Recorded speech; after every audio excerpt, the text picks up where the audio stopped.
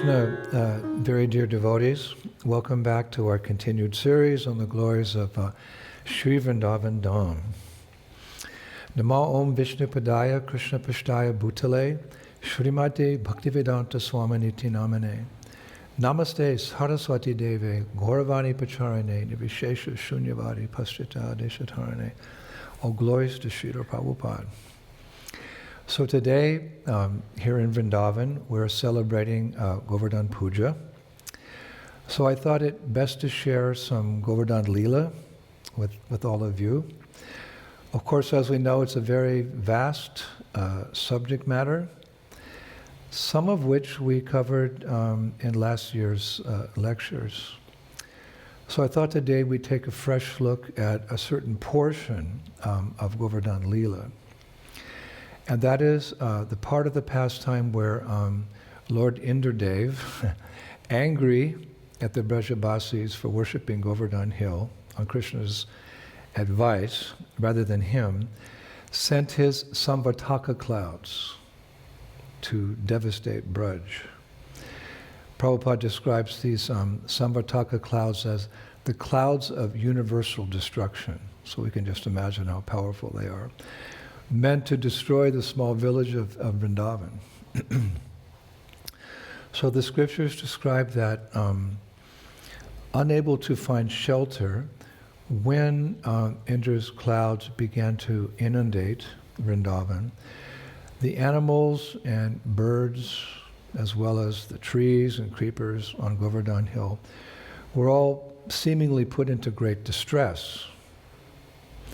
Disturbed by the excessive wind and rain and hail, animals like deers, tigers, and rabbits, they all crammed together into the caves of Govardhan Hill. And once inside, they shivered side by side in the cold. And the water that was cascading down the slopes of Govardhan Hill, it soon flooded those caves, I was reading, and forced all the creatures huddled in there, including snakes, to run out or slither out into the storm. And there, all the animals gathered and took shelter under massive trees, upon whose branches, it's written, peacocks and doves were clinging desperately for their lives. But soon the strong winds created by these clouds uprooted those trees, leaving everyone without shelter. And when the birds tried to fly away, they were struck to the ground by the heavy rain. And quote-unquote lesser creatures like bees hid in their hives, and butterflies hung onto the underside of leaves. But soon they too, the bees and the butterflies, were, how could you say, cast into the merciless elements, their refuges, unable to withstand the rage of Indra. Now, to untrained eyes, these animals and insects and birds, etc., appear to perhaps be ignorant creatures. But we know in reality, they're all enlightened souls. They're pure devotees of the Lord who appear in those particular forms to please Krishna in every way, the various details of Vrindavan. They're also residents of Braj. And we must remember that they had seen and even participated in Krishna's pastimes, as he, for example, herded cows on the slopes of Govardhan Hill. So they're no ordinary living entities. Naturally, then in distress, they too thought of Krishna, and they prayed to him in their own ways. Thus, they also took complete shelter of the Lord, as do all devotees when faced with great danger. And although the roar of the wind drowned out these animals and insects and birds' helpless cries, the acharyas say that those cries did not go unnoticed, despite the wind, the loud wind. For the acharyas say, Krishna never forgets the service of even the slightest insects of Braja. So he heard them. I was reading that in a letter to Karandar Das on November 30th, 1970, Srila Prabhupada wrote, quote, Krishna never forgets the service rendered to him by the devotee. And once tasting the nectar of devotional service to the lotus feet of the Supreme Personality of Godhead, it is not possible for the devotee to forget him. Love is reciprocal. Now the Acharyas also say that the heavy rain and strong winds appeared to cause distress to Govardhan himself. But unlike the Brajabasis taking shelter of him, Giriraj was aware, they say, of the higher purpose of this pastime, to bring everyone closer to Krishna. And as the devastation continued, Giriraj recalled a prophecy made by Hanuman, who once carried Govardhan on a journey from the Himalayan mountains in Treta Yuga. So Hanuman at that time had told Giriraj, quote, because you are so desirous of divine service, when the Lord appears in the next age, which would be Dvapara Yuga, as a cowherd boy in Braj, you will become an umbrella to protect him and his associates from Indra's wrath. Because you're so desirous of divine service, you'll get the service. And that prophecy, as we know, held true.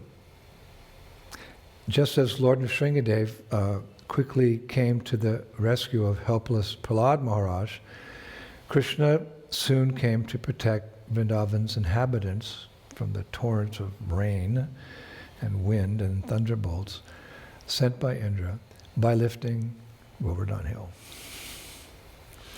Now, it's written that when Krishna first touched Govardhan Hill with his left hand, a current of divine ecstasy surged through the mountain, electrifying all the distressed insects, plants, birds, and animals as well. And that spiritual force made all of Indra's, it's described missiles, meaning his thunderbolts, to feel like flower petals to Giriraj. We were saying Giriraj appeared in distress, but when Indra threw these thunderbolts, they felt like flower petals bouncing off his body, Giriraj. And therefore the Acharyas, they conclude, and I'll quote them, from the very moment Krishna raised Govardhan Hill until the very moment Krishna put him back in place, Giriraj actually felt not the slightest inconvenience, unquote. In fact, neither Govardhan Hill nor those under him, the Acharyas conclude, suffered in the least, as they all sat atop Krishna's little finger, maybe before, but as soon as they're sitting atop Krishna's little finger under the shelter, or on Govardhan Hill, or under the shelter of Govardhan Hill, no one felt any distress. Because Giriraj actually had expanded himself to a very large size to protect those under the hill. But the Acharyas say a part of him was above the clouds of destruction. And as such, the birds, deer, you could say like wild boars and other animals, some of them climbed to the peaks of Govardhan Hill and felt great satisfaction basking in the heat of the sun. So some were on the hill, some under the hill, but no distress. And besides that, other animals by this time crawled into the now dry caves of Govardhan. And they took shelter there. Now there were a few times, of course, when we hear nectar of devotion, when Govardhan wavered a little bit while resting upon Krishna's hand. And I was reading that during those times, one could actually see a few animals jump down from Govardhan Hill to join Krishna and the Brajabasis on the ground. And there it's written that not only did these animals not feel any distress or fear by jumping off of Giriraj by Krishna's arrangement, but when they hit the ground next to Krishna's lotus feet, they tasted the highest ecstasy. So much nice detail. Now, at one point, Indradev, who's of course in Indraloka, giving all these orders, he sent his scouts to assess the damage that he had caused in Vrindavan. But when those scouts returned, Indra was shocked to hear that his efforts, the acharyas say, quote, had not displaced even a single leaf from the most insignificant creeper, unquote. I like that. Had not displaced even a single leaf from the most insignificant creeper. All that he had done had not displaced even a single leaf from the most insignificant creeper. So, he continued with his efforts to destroy Vrindavan with increased determination, we read. Again and again, day after day. Actually for, 7 consecutive days. Each time he was unsuccessful. Now, out of fear for their master, Indra, the Samvartaka clouds, their winds blew, I was reading, at the speed of the mind. Some of you may have experienced a tornado or a hurricane, but what's a wind that blows at the speed of the mind? So these Samvartaka clouds are very, they're servants of Indra. They're doing their best to desperately, you could say, dislodge Govardhan hill from Krishna's hand. But Giriraj stood firm. And these clouds became more and more fatigued and dispirited by their futile efforts. So finally, one of the clouds went back to Indra's abode, and he said to Indra, "O king of Devaloka, we mistakenly thought that the cowherds people would perish in our attack, but they have not. We thought they would perish, but they're all there." So at that point, Indra kind of lost it, and he shouted, "Long ago, I cut off the wings of every mountain, but it seems that this Govardhan's wings sprout again and again each time. He has become so arrogant, but I will teach him. With a flaming thunderbolt, I will destroy him and all the inhabitants of Vrindavan now." So it's described, he picked up, his main weapon, his invincible thunderbolt, and he foolishly threw it at Braj. But again, he was told that his assault had failed. And at this point, you could say his heart boiled with anger, and he picked up one thunderbolt after another and threw it, and threw it, and threw it, and threw it, and threw it. And after some time, he was confident that he was successful. So he said, "Scouts, go to Vrindavan and bring me back a good report." So they went. And they came back. And what was their report? Well, I'll recite it to you. It's really interesting. They reported to Indra, "O master of the demigods, we watched as your powerful lightning bolts struck Vrindavan. But their cumulative effect could not cause one leaf to fall from the ground or give trouble to a single ant on Govardhan Hill. The creatures on the mountainside remain completely undisturbed. As for the people staying beneath Govardhan, we have witnessed them being tossed by the playful, glistening waves of bliss emanating from Sri Krishna. Indra, the word suffering means nothing to them." Hare Krishna. Now at that point, unknown to Indradev, The Acharyas say that Krishna let out a laugh that charmed the Brajabasis. A laugh that charmed the Brajabasis. And he decided he'd had enough of Indra's foolishness. So that very moment, simply by the power of his will, Krishna paralyzed Indra's arm and froze those thunderbolts that he was throwing in midair. At the same time, Indra immobilized those Samvartaka clouds and winds that were circling Vrindavan. Then Krishna caused, this is really nice, then Krishna caused Indradev to go into a trance. And in that, how's it described? In that dreamlike state, Indra saw Krishna seated upon 1,000-petaled lotus, dressed as a cowherd boy, and ornamented with shringar, with various jewels and garlands. And Krishna was holding a flute in his hands. Now that vision of Krishna's form destroyed the ignorance in Indra's heart. Hari Guru Vaishnava. We need the mercy of the Vaishnavas, the Guru. We need Krishna's mercy to become purified and awaken our love. He plays a very integral role in our evolution in Krishna consciousness. So seeing that form of Krishna, all the ignorance in the heart of Indra was dissipated. And interestingly, he was able to remember a prayer he had received from his spiritual master, Brihaspati, the spiritual master of the Devatas.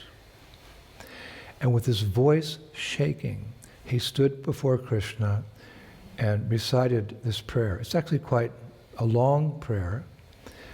I'd like to recite a few of those prayers because they're just so significant, so wonderful. So here we go. Indra's, his voice is shaking. He's realized his foolishness. He realized who Krishna is. He's repentant. And what comes from his mouth, very significant. He said, "O my Lord, O indestructible and eternal Brahman, O form of pure goodness, always free of the material modes of nature, I offer my respectful obeisances unto you." The opening prayer. In Satya Yuga, you appear with a white complexion, which stands for purity and truth. In Treta Yuga, your complexion is reddish like saffron. And in Kali Yuga, it is golden, the color of love for you. The color of love for you. And in this Dupura age, your bluish black complexion reflects the loving feelings for you that the gopis have concealed in their hearts. Thus I bow to you, my Lord, Krishna, son of Nanda and Yashoda. With the artistic sound of your flute's melodies and your indescribable beauty, you steal away the hearts of the gopis and make yourself dearer to Sri Radha than many millions of her own lives. You are self-satisfied, yet you delight in reciprocating the love of your devotees by indulging in unique, human-like pastimes in your original abode of Vrindavan, where many white cows reside. In these pastimes, you sometimes comb Srimati Radharani's hair, lacquer her feet, chew the betel already chewed by her, and sometimes you rest with her in a secluded grove. Sometimes you play water sports with Sri Radha, stare at her as she casts sidelong glances your way, and sometimes you decorate her with flower garlands you yourself have strung. Sometimes you stroll to the gardens of Vrindavan with the gopis, accept food offered to you by the wives of the brahmanas, and occasionally eat tala fruit with your cowherd boyfriends. Sometimes you steal the garments of the unmarried cowherd girls, call the cows and cowherd boys on your flute, and you regularly sing beautiful songs in the company of your friends. O Supreme Personality of Godhead, O you who engage in these and many other pastimes throughout eternity, I, your humble servant, offer you my respectful obeisances again and again. We have to say Indradev ki jai at that point. Such beautiful prayers. Then, filled with remorse and free of his pride, but weighed down by hundreds of sorrows, the acharyas say, Indra boarded a celestial airplane and headed back to his abode. But when he got there, I was reading that he looked around, he said, now my home looks like hell. Why? Because I wanted to make Vrindavan suffer, but I only brought suffering upon myself. I tried to drown Nanda Maharaj's cows, but now I am drowning in my own sins. I hurled thunderbolts at Govardhan Hill, but I may as well have hurled them at my own head. I may as well have hurled them at my own head. For whoever troubles Krishna's devotees in any way finds his future replete with miseries. Hare Krishna. So as we know, later Indra would return to Vrindavan and ask forgiveness from his sins. That's another episode. It's a whole lecture in itself. But back in Vrindavan, Krishna told the men of Braja, my dear cowherd men, the wind and rain have stopped. You may now return to your homes with your wives, children, and possessions. And the acharyas say that in order to reinforce the Brajavasis' faith in Giriraj, Krishna himself raised his voice and he said, all glories to our Savior, Govardhan Hill. All glories to our Savior, Govardhan Hill. All glories to our Savior, Govardhan Hill. And as the Brajavasis repeatedly replied or shouted, Giriraj ki jai, Giriraj ki jai, Giriraj ki jai, it's described animals left their shelters and happily frolicked about, bent over trees, righted themselves, rivers began flowing peacefully, and the winds, they blew gently. Muddy roads and pastures quickly dried, and the air filled with the sounds of what? Those singing birds and those buzzing bees. They made it. The singing birds and the buzzing bees, by Krishna's mercy, they made it. And they were singing and buzzing their seva, their service to Braj. And all the Brajavasis were relieved to find that Vrindavan had been restored to its full and usual beauty. Nothing was destroyed. Everything was as it was. Or Ananda Buddhi Bharavanam. We know in Krishna consciousness everything's increasing. The beauty of Vrindavan had been restored and it was increasing before their eyes. And as they left for their homes, the Brajavasis were singing about the glories of Govardhan Hill. And it's written that as Sri Radha and her friends passed by Krishna, they glanced at him. And the effulgence of their bodies transformed Krishna's blackish complexion into the color of molten gold. The effulgence of their bodies as they passed by transformed Krishna's blackish complexion into the color of molten gold. And this phenomena confused all the other Brajavasis. Like, what's going on? But after the gopis had passed by, Krishna's dark complexion returned. And the Brajavasis could only conclude that their eyes had played tricks on them. Now when the cowherd boys passed by Krishna, they said, Dear friend, Krishna, we feel so distressed that you have been inconvenienced by having to hold up that mountain for so long. Why didn't you let Sudama hold it for a while? So Krishna replied, my dear friends, this whole adventure has not been the slightest inconvenience for me. And then, overcome by ecstasy, the cowherd boy Raktaka grasped his friend Rasada's hands and said, oh my friend, what can I say? I am overwhelmed by ecstasy because of Krishna's lifting Govardhan hill. So the acharyas reveal that the next morning, Krishna enjoyed bathing in the Jamuna. And the gopis had also gone to bathe at the same time, but they purposefully bathed downstream from Krishna. Why? In the hopes that the same water that had washed his body would now flow by and touch theirs. And later, I read later that day when Krishna and his friends went to have a feast at Krishna's cousin sister's house in Sahara, the gopis also went. Why?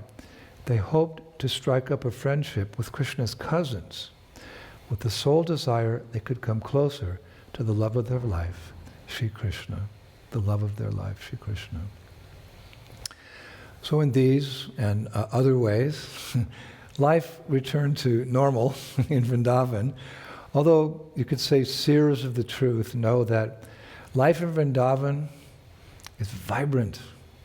It's vibrant at every moment, as each and every creature yearns for association and service to the divine couple, Shri Radha and Krishna, or Krishna and Balaram, as you will. Shri Brajabhumi, Shri Vrindavan Dham Ki. Life is never normal there. It's always increasing in bliss, ad infinitum.